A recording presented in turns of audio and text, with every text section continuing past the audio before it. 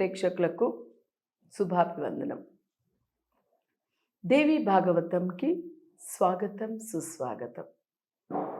మనము సుశీలుడి యొక్క కథ చెప్పుకుంటూ ఉన్నాం. కథ అనే కంట ఆయన యొక్క జీవితం గురించి తెలుసుకుంటున్నాము అనడం చాలా గొప్పతనం. ఎందుకంటే ఇవి లేనివి కల్పించుకుని చెప్పించుకునేటువంటివి కాదు, ఊహాలోకంలో ఊహించి చెప్పేటువంటివి కాదు. ఇది జరిగినటువంటివి, అనుభవించినటువంటివి, అనుభూతి చెందినటువంటివి. కాబట్టి ఇక్కడ సుశీలుడు తన యొక్క నిరుపేదత్వం కారణంగా దాన ధర్మాలు చేయలేకపోతూ ఉండేవాడు. అధిక సంతానము కూడా ఉంది అని చెప్పుకున్నాం మనం.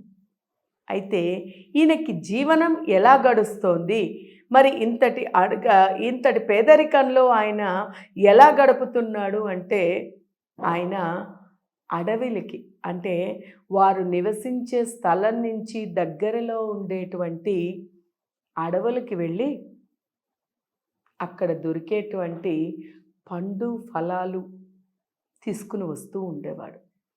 ఆ తెచ్చినటువంటి ఫలాలు, ఆ తెచ్చినటువంటి వాటిని తీసుకుని ఒక్కొక్కటి తీసుకుని వారి కడుపు నింపుకొని జీవనం గడుపుతూ ఉండేవారు. దీనికి తోడు ఆయనకి పెళ్ళి కోసం కుమార్తెలు కూడా ఉండేవారు. ఏదో కష్టపడి కింద మీద పడి పెద్ద కుమార్తెకి పెళ్లి చేశాడు, వివాహం జరిపించాడు. పుండుపై రోకలిపోటు అనేటట్టు, అంటే ఒక కురుపు అనేది అక్కడ వస్తే దాని మీద ఇంకొంచెం దెబ్బ తగిలినట్టు ఈయన పేదరికానికి, ఈయన అధిక సంతానానికి తోడు ఆ కుమార్తెకి పెళ్లి చేసినప్పటికీ కూడా ఆ కుమార్తెతో పాటు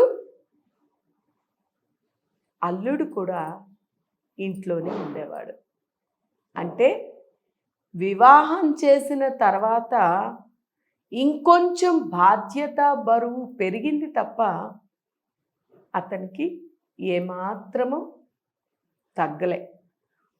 ఈ కుమారుడు, అల్లుడు, కూతురు, దీనికి తోడు ఇక వివాహం అయిన తర్వాత సర్వసాధారణము సంతానం.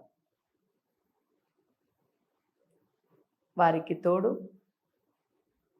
ఒక పిల్లవాడు, మనుమడు కూడా ఉన్నాడు. అయితే ఇక్కడ పెద్దవాళ్ళం అంటే ఏదో తినక ఏదో కష్టపడి ఉంటూ ఉంటాం. కానీ పిల్లలు అనేసరికి వాళ్ళు కొంచెం తిండి కూడా ఎక్కువ తింటారు. కానీ వారికి ఆ మనుమడికి పెట్టడానికి అతని కోరిక ప్రకారం, పిల్లవాడి యొక్క కోరిక ప్రకారం తన కడుపు నింపడానికి కూడా వారికి అంత శక్తి లేదన్నమాట. పాపం పిల్లలు ఎప్పుడైనా సరే పిల్లలు ఇంకొకటి ఏంటంటే, మనం గ్రహించినట్టయితే అన్నీ ఉంటే ఎవరికి కూడా తినాలనిపించదు.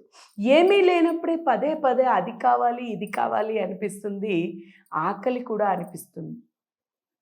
దరిద్రానికి ఆకలి ఎక్కువ అనేటట్టు అక్కడ ఏమీ లేదు, తినడానికి ఏమీ లేదు అనేటప్పుడు ఇంకా ఏదైనా తినాలి, ఆకలి అనిపిస్తుంది. అదే పరిస్థితి ఇప్పుడు అక్కడ.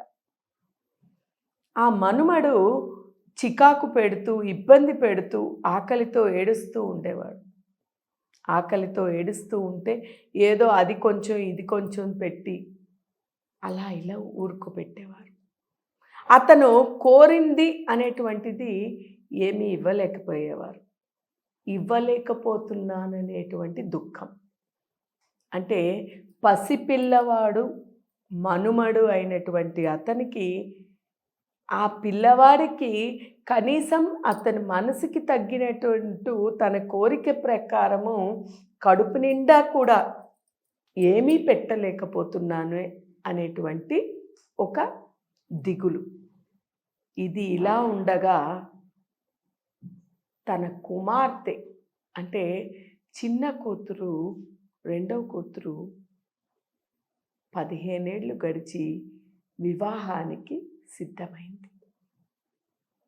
అంటే ఇప్పట్లోని మేజర్లు అవ్వాలి, మైనారిటీలో చేయకూడదు, మైనర్గా ఉండేటప్పుడు పెళ్లి చేస్తే తప్పు అని చట్టాలు అవి వచ్చాయి. కానీ అప్పట్లో 11, 12 ఏళ్ళు వచ్చాయంటే వివాహం చేసేసేవారు, కన్యాదాన ఫలం దక్కదు అంటూ. అందుకని ఇప్పుడు అంతగా పెరిగింది కానీ అప్పట్లో లేదు. అక్కడ చూస్తే కుమార్తెకి 11 ఏళ్ళు వచ్చేసాయి. ఈ యొక్క 11వ ఏటనే కుమార్తెకి వివాహం చేయకపోతే తనకి కన్యాదాన ఫలం దక్కదేమో అని ఒక భయం, ఒక బాధ. అంటే ఉన్న దిగుళ్ళు, ఉన్న బాధకి తోడు ఇంకొక బాధ తోడైంది అక్కడ. అదే సమయంలోని తన మనుమడైనటువంటి వాడు, ఆ మనుమడు ఎంతో బాధ, అంటే అది ఆకలి బాధ కావచ్చు, చిన్న పిల్లలకి అది కావాలి ఇది కావాలి అనేటువంటి కోరిక ఉంటూ ఉంటుంది. ఆ కోరికగా, ఆ బాధగా ఏడుస్తూ ఉన్నాడు. ఇది తట్టుకోలేక, ఆ ఏడుపుని వినలేక, ఇటు ఆ మనవడి యొక్క కోరికని తీర్చలేక సతమతమవుతూ చికాకు పడుతూ మనవడిపై విరుచుకుపడతాడు.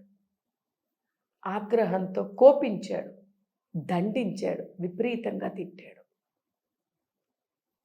అక్కడ ఉన్న పరిస్థితికి, అంటే పెట్టలేని స్థితి, అలా అని మనవణ్ణి ఓదార్చలేని స్థితి కాబట్టి ఈ రెండిటిని బ్యాలెన్స్ చేయడానికి, తనని తాను కప్పుపుచ్చుకోవడానికి, తనని తాను అక్కడి నుంచి మార్పు చెందించుకోవడానికి అతను మనవణ్ణి తిట్టాడు. కానీ ఆ యొక్క చిన్న చిన్న కోరికలు తీర్చడము, కడుపు నిండా ఒక పసిపిల్లవాడికి పెట్టడము కూడా ధర్మం. అది చెయ్యాలి. చేయలేక నా అసమర్థతకి నేను అతన్ని తిట్టాను అని చెప్పి ఎంతగానో బాధిస్తాడు. ఈ బాధలోని ఈయనున్నప్పుడు మనుమడు అక్కడి నుంచి వెళ్ళిపోయాడు. ఆ తర్వాత ఏం జరిగింది అనేది, మనుమడు ఇల్లు వదిలి వెళ్ళిపోవడం, ఇటు చూస్తే ఈయన బాధ, తిట్టాను అనేటువంటి బాధ, ఇటు చూస్తే కుమార్తె వివాహానికి వచ్చింది. ఏం చేశాడు, ఎలా జరిగింది, ఆ తల్లి ఎలా కరుణించింది అనేది రాబోయే ఎపిసోడ్లో మనం తెలుసుకుందాం. హరి ఓం తత్సత్.